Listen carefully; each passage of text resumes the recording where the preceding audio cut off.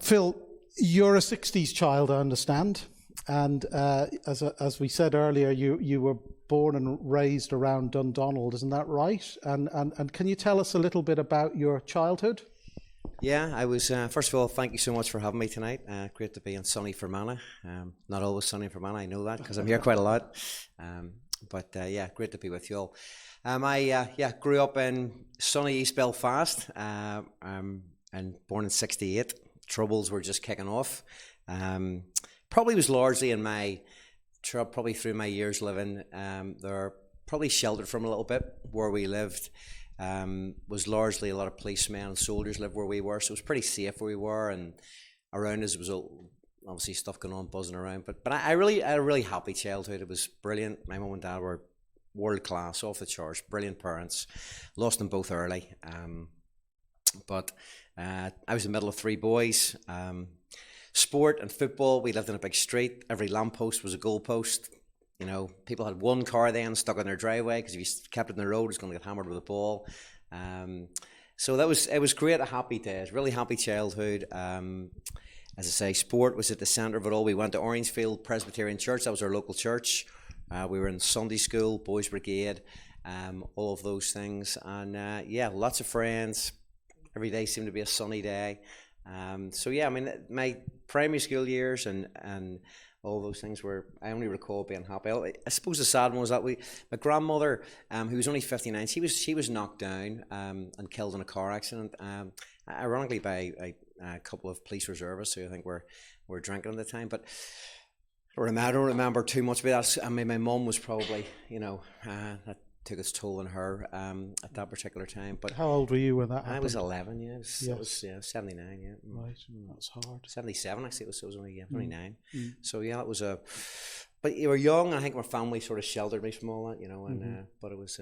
But it was only about 3 years after that, then around 14, that a big change came about in not only in your life but in your family's life. Well, yeah, I mean, I suppose all of that. So 77, I think my grandmother died, and then so by 82 then, 82 World Cup year, Spain, Northern Ireland, 1982, only football men here.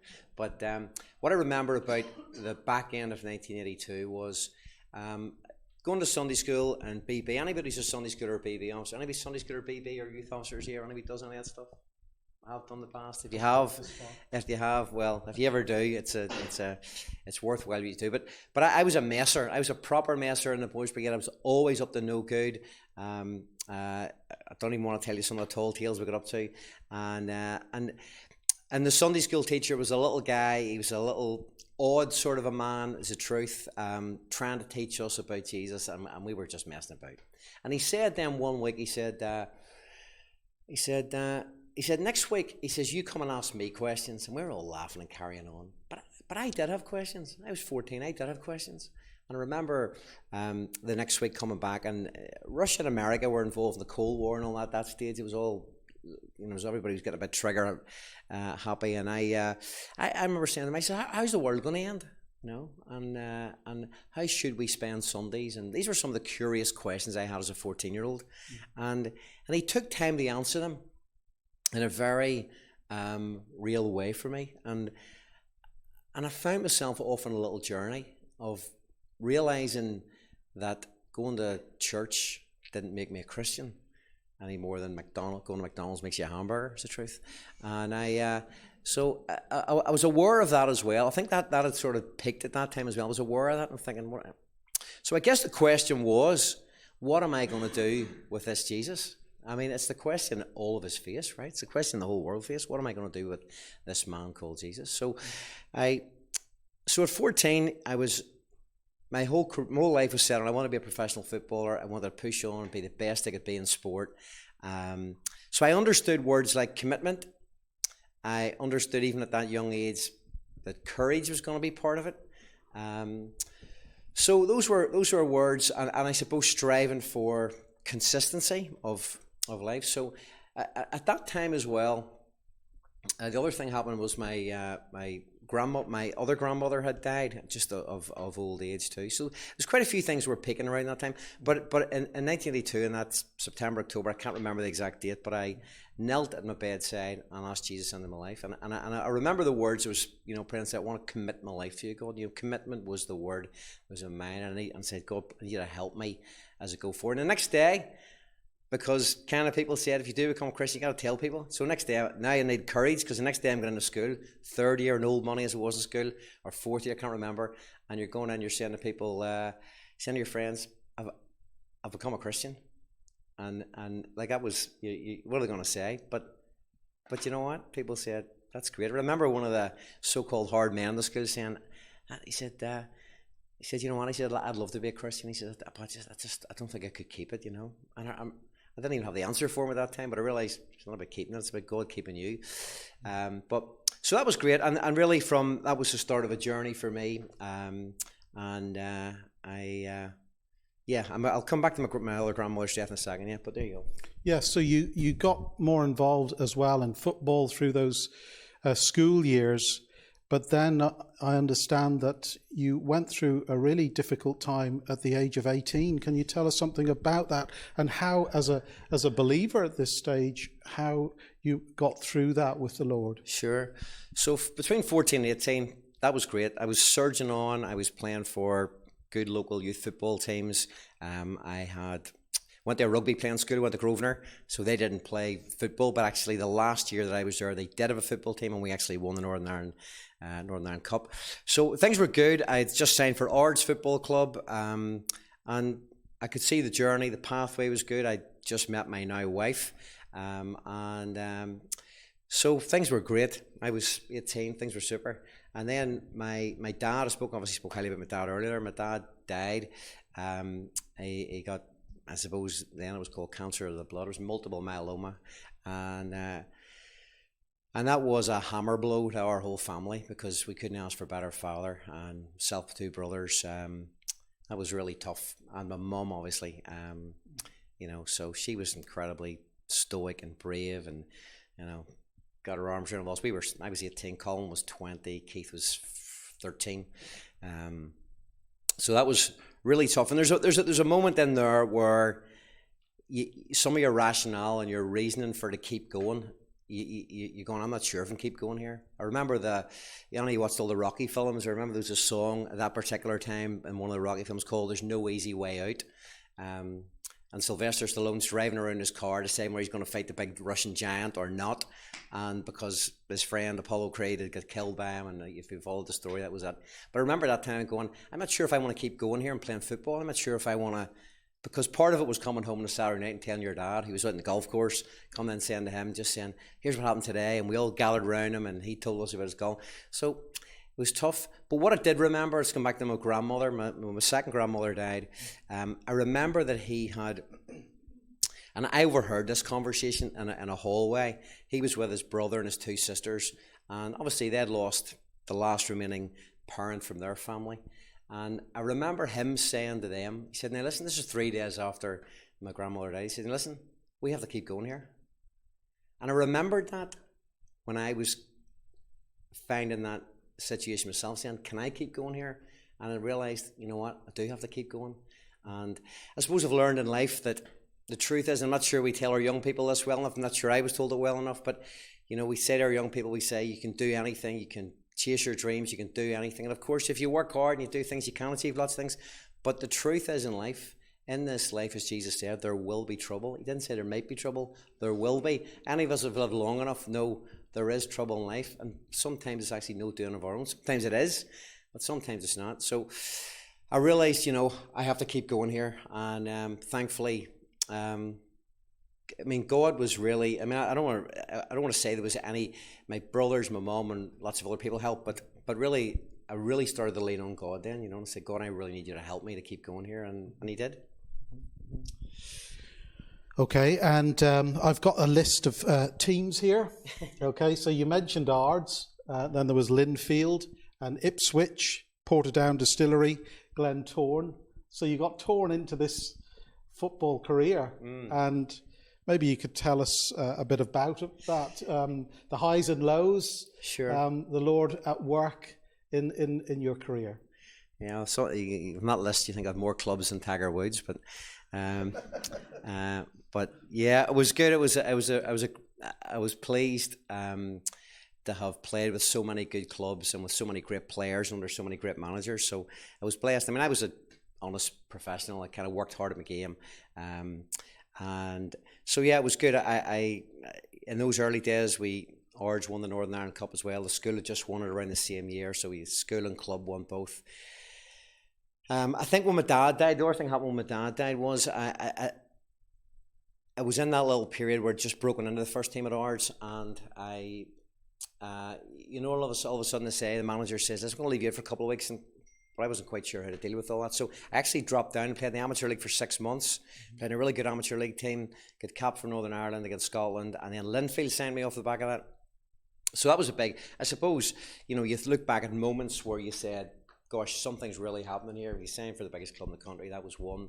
I guess then 2 years later when I signed for Ipswich Town, that was another one. And then flip side of that coin, Ipswich say, "We're going to release you. We don't think you're..." And I was 22 then, so it wasn't a 16-year-old. I was 22 and Ipswich released me, and you're coming back. And of course, the whole world has been behind you saying, "This is great. Philip's got his chance. He's worked hard for it." And you have the disappointment of then you coming back. And I could have went to Scotland, but the way things all fell, I came back and I signed for Portadown, who were then the best team in the country.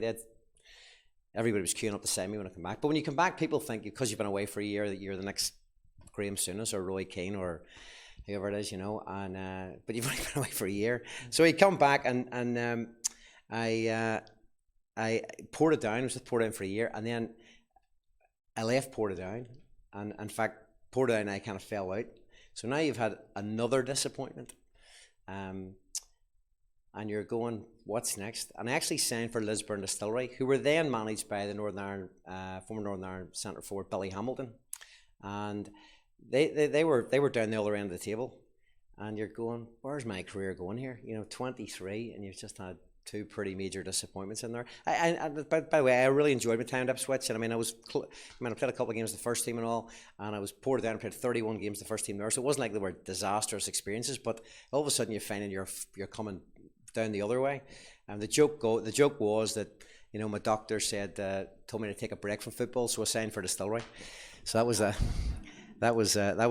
joke at the time. But I had 4 really good years there. We punched way above our weight. We won the Gold Cup, and Billy was good. Billy was a good encourager at that time of career. So yeah, that was some of the highs and lows. And then after Distillery, I was 27. Then I signed for Glentoran.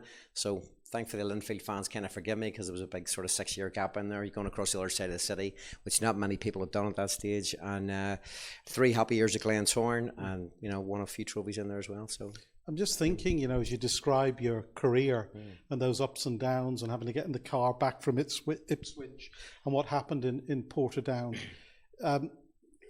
I'm sure you're surrounded by professionals whose worth is very much on their career as to how they're perceived and how they're doing.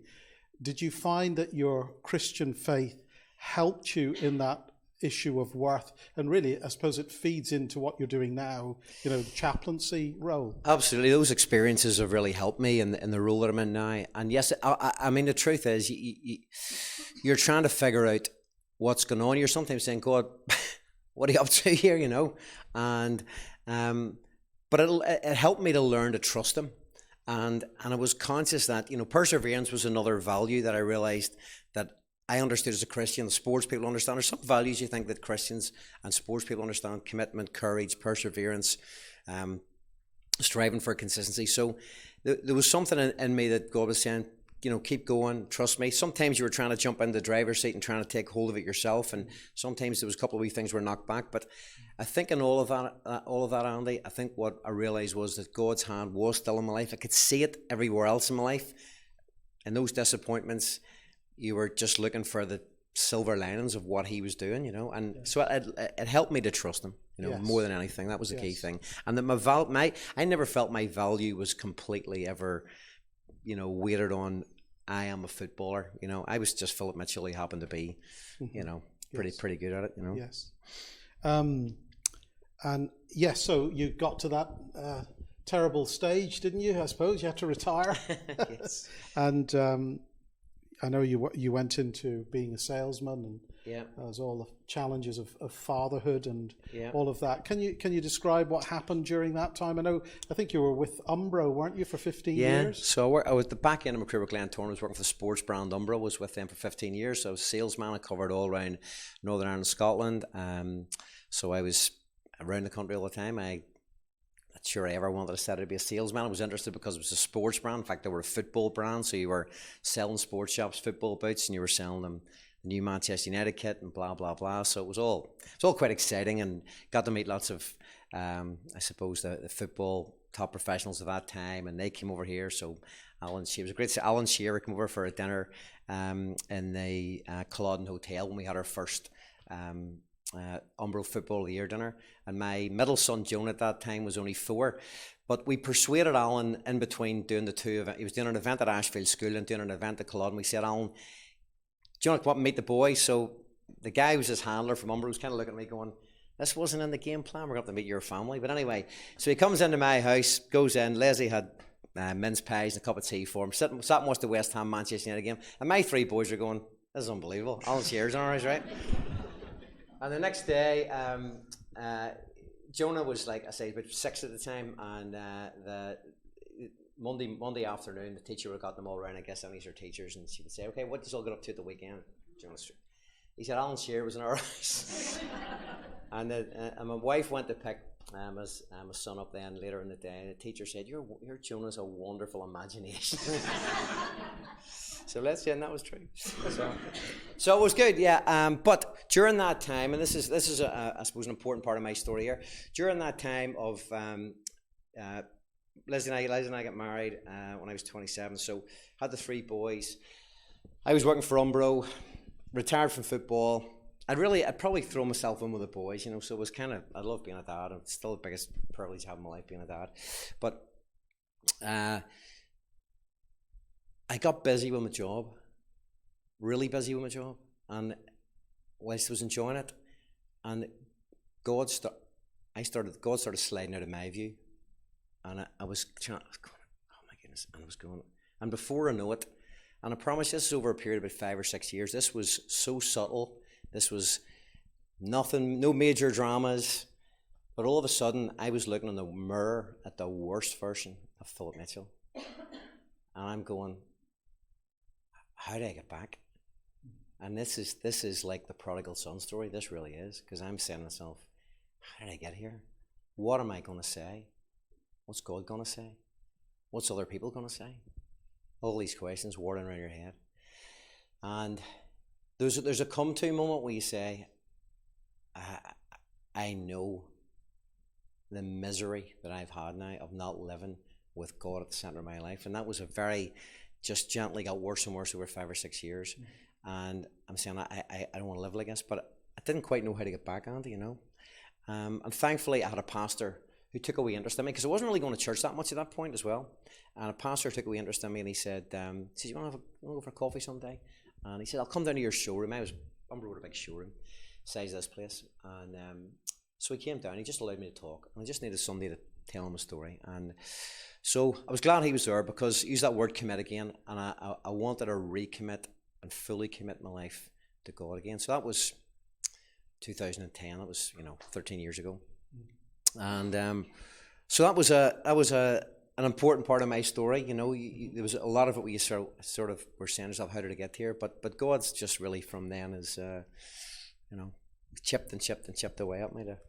Well, and here you are engaged in serving the Lord full time. Yeah. With the chaplaincy work. Can you tell us something about what it is you're doing? Yeah. This role of that you have with Chaplaincy UK and Ireland. Yeah. And I know we have a connection, but do tell us about how you got involved and some of the anecdotes, some of the experiences, some of the good aspects of that ministry. Sure. So I don't really know if you're familiar with sports chaplaincy. Andy's obviously the chaplain for Enniskillen Rugby Club, which is, I don't think we have a chaplain who lives in such close proximity to a sporting organisation. But sports chaplaincy is a charity that were founded over 35 years ago by a guy called John Boyers, who was then chaplain to Watford Football Club. You may, I don't know anybody who's ever come across John. John went then on to become chaplain at Manchester United purely because he moved north. He was there at Manchester United for 25 years under Sir Alex Ferguson.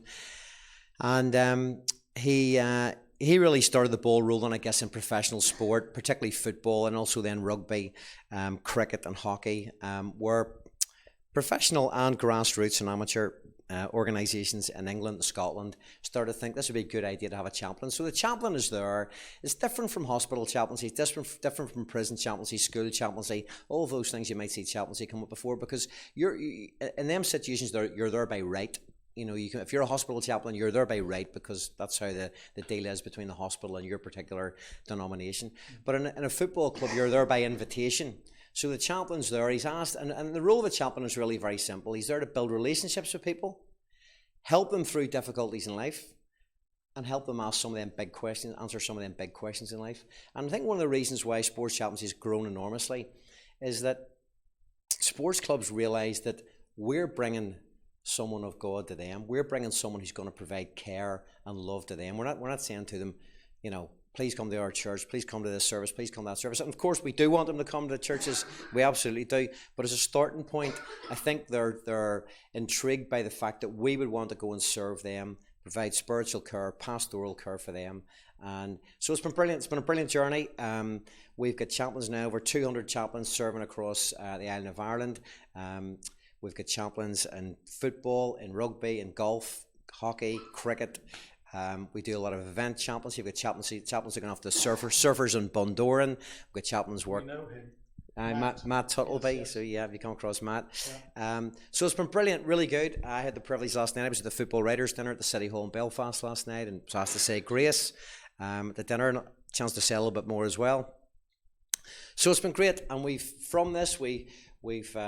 done other initiatives, like we've run an alpha for sports people, so we're trying to get sports people who maybe are more curious about finding out more about faith. And I think one of the things that I found, somebody said to me a couple of years ago, they said, sports people are not interested in faith or Christianity. And I said, that's not true. That's just not true. I've been in sport all my life. And I said, the truth is, I think sports people are more likely to ask the first order questions of life than actually most other people. And the reason for that is because, well, there's lots of reasons, but some of it is because actually they've known the emptiness that have been successful still left them with. They've been successful and realised that didn't fill the hole in the middle for me. And for others, they're saying, I don't really want to live a life where my whole weekend is determined by a performance and a result. I need something more stable in my life. I need something that's real, that will actually be meaningful for me in my life. So there's not, and I would say as well, there are other sometimes people who are looking not necessarily for the right reasons. I don't know, any golfers in here? One or two. Matt Fitzpatrick won the US Open last year, and his peers described him as being a 1%er. And they said he wants to get 1% better putting, 1% better chipping, 1% better driving, 1% better at his iron plays. And so there are people out there in sport who are not necessarily, I don't even mean as super high achievers. If you're dedicated, if you're in the elite or dedicated quality place, you're someone who's actually saying, you know what, I might be prepared to explore faith and the idea of church and the idea of God if I thought it would make me 1% better. But you know what? At least they're searching. And if we're there, we're in a position to nudge them towards Jesus.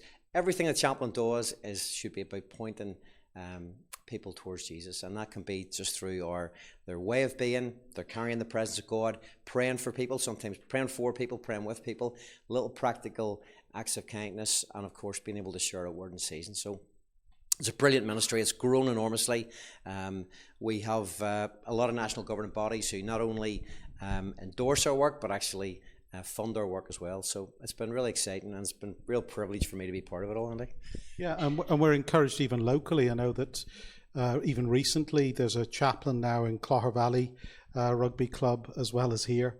And Gareth, I think Carruthers is in 5 Mile Town, football club as well. Brian Harper down the road in Ballinamallard. Yes. So those are encouraging things. Yeah, they are. But look, I've got one more question for you. Okay. And I think it's probably the most important question for tonight. And the question is, if this was everyone's last hour on earth in this room, what would you say to that person, especially if they haven't reached out to Christ? What would you say? Well, we just had the Easter season, haven't we? And Pilate had the great dilemma. There could not have been a more tortured soul than Pilate. He said, I want nothing to do with this man. Because his wife has been dreaming about him all night. And she said to him at the breakfast table, have nothing to do with this man. And he says, I want nothing to do with him. And they say, Pilate, you must take something to do with this man. This man has said he's going to be a king. And he then goes to Jesus and he says to him, he says, to me you do not speak. Now he says it is my problem. He says, to me you do not speak. And he's continually going between two opinions, stumbling between two opinions. What will I do with this man Christ? And eventually he goes back to the crowd and he says, I'm going to let him go. And they said, you're no friend of Caesar's. The Jews, The Jews, imagine the Jews saying, you're no friend of Caesar's, That was the race card. The crowds got to him. And I wonder who are the crowds maybe in your life tonight? Who's the people who are saying to you, you're no friend of ours, or you can't be this? I wonder who's actually saying that to you. Wouldn't it be, at some point in all of our lives, we're going to have to stand at the bar, all of us, and hear what God has to say. Wouldn't it be an awful thing to say, the only reason I didn't commit my life to follow you was because I was afraid of what the people who I play bridge with every second Thursday would say? Wouldn't that be sad? That would be incredibly sad. I'll say another thing as well. The one thing that I've discovered is that there's no middle ground. There is no middle ground. Either the Bible and the resurrection is completely true, all of it, or it's a lie, or it's one of the worst lies ever told, because so many people have fallen for it. But if it's true, you can't sit in the middle ground and have some pantheist view of saying some acceptable God that you follow. It's not what he said. He doesn't offer that. He says you're either in or you're not in. And I think there's a lot of people sometimes have sat in that middle ground, Andy. So I would say to you tonight, if like Pilate, you're in that torture position, you've got to say, don't let the crowds become someone who's got to have a noise for you.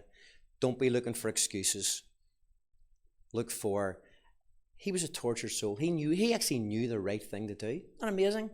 Pilate knew the right thing to do. He was trying to do the right thing. But others were saying to him, you're no friend of Caesar's. So it's easy. Anybody's in this room tonight, you've came here because you're either curious about God, or you're a Christian, or you're a follower of Jesus, and maybe you're saying, I'm not sure if I'm a committed follower of Jesus. You know what? There's no halfway house. Get all in and follow him, because it's the best decision you'll ever make. And do you know what? I love Jesus. He's my best friend. I can tell you that. And my wife and 3 boys are world class, and I have no better friend than Jesus. Thanks, Phil. Appreciate your time. You've deserved a seat down there. Thanks for that. We are going to finish our time shortly, but I just wanted to share something before we do, which is a few verses here from Matthew's Gospel in chapter 11. And I'm just going to read them out, and I'm not going to rush. Let's just take our time, because these are words recorded for us by the Apostle Matthew as he shares his experience with the Lord Jesus. And Jesus says these words: "Come to me, all you who are weary and burdened, and I will give you rest. Take my yoke upon you and learn from me, for I am gentle and humble in heart, and you will find rest for your souls. For my yoke is easy and my burden is light." You know, in this chapter of this particular gospel, chapter 11 of Matthew, Jesus, which people don't like to talk too much about, Jesus is issuing a lot of warnings. He's saying to people who are ignoring him or ridiculing him, or don't choose to believe that he is who he says he is, the actual Son of God, come to deal with our sins, our problems, and secure us for heaven. As he sees that rejection, he's warning people all the time in this chapter. He says in verse 27, even just the verse before this up here on the PowerPoint, he says, all things have been committed to me by my Father. No one knows the Son except the Father. No one knows the Father except the Son, and those to whom the Son chooses to reveal him. These are divine words. These are words where Jesus is referring to himself as divine, as the living God on earth, as a human being, communicating, revealing God to the people of his time, but even to you tonight, if you haven't considered this before. And then in these verses, it's such a wonderful, gentle phrasing of who Jesus is. Yes, he is a God of power. He's a God of authority. He's a God of rule over this world, even though we mightn't feel like it at times because of Satan's influences in this world. And yet we know that with all his power and authority, he doesn't flaunt it. And yet through the Holy Spirit, just as we've seen described in Phil's life and many other lives here tonight, God reaches us through his Son, Jesus. Christ can draw alongside you, just as we see in those words there, and beckon you to himself. And that's much more powerful than any missile or any tank or any other power that's being wielded in this world today. Christ can convert us. He can bring us into God's kingdom completely. So, just having a quick look through these verses. Verse 28, we see, right through to 30, we see these three things, these three ways in which Christ invites us to him tonight. He says, come to me from the world's idea of rest. He says, follow me for real rest. And in verse 30, he says very emphatically, I can give you the best rest. So verse 28, come to me from the world's rest. You know, the world's idea of rest is not rest really, because at the very most it's temporary. And of course, at the very least, it leads us into sin. It leads us into pleasure and things that God is not pleased with in our lives. It leads to all of the problems of addictions. It leads to all of the other things where we just end up worshipping ourselves instead of the living God. And that's what we're like, without him in verse 28. We can be a weary people. Maybe you come here tonight with heavy burdens that you maybe haven't even told your closest person tonight, whether it's your spouse or children or brother or sister. But that is the reality of the human condition. We struggle in this life because of fallenness in the world, fallenness within ourselves, and Christ breaks into that and he says, come to me. Come to me from the world's idea of rest. But you see in verse 29 as well, he then says you need to do something if you're to enjoy his rest. We're to swap gods. The false god of all that we want in our life, the false god of ourselves being the God of our lives, to allowing Christ, the one true God, to reign in our lives. And that's what he means when he says, take my yoke upon you. And those days, the big wooden or timber item that was put on the cattle as they plowed the fields to steer the cattle. That's the idea here. Take my yoke upon you and learn from me. In other words, when we turn to Christ, we're saying, I belong to you now, Lord. You direct my life. I can't do this on my own. I need you. And learn from me, says Jesus. And we don't need to be afraid when we do it. You see the promise in the rest of verse 29, for I am gentle and humble in heart. What tender words from our Creator God. And you will find real rest for your souls. So we know that we can come to the Lord from the world's rest. We can follow him for real rest. But lastly, verse 30, we see that Christ can give you the best rest. And I suppose this passage is kind of bookended by two types of rest. And the first idea of rest is our idea of rest, which in verse 29 results in weariness and burdenness and things that are just too much for us in this life. We're struggling. We're under the weight of expectation and disappointment without God in our lives. And so here is this offer and this promise towards the end of the passage, the offer of the best rest, which is knowing Christ in our lives. But it doesn't just end there, because we see that it is a rest for our souls. Did you know that your soul, according to the scriptures, it's eternal? Your soul will never die. Yes, we're getting older, and Phil isn't as physically active as he once was on the football pitch, just as much as me as a non-athlete. All of us are failing and getting older physically.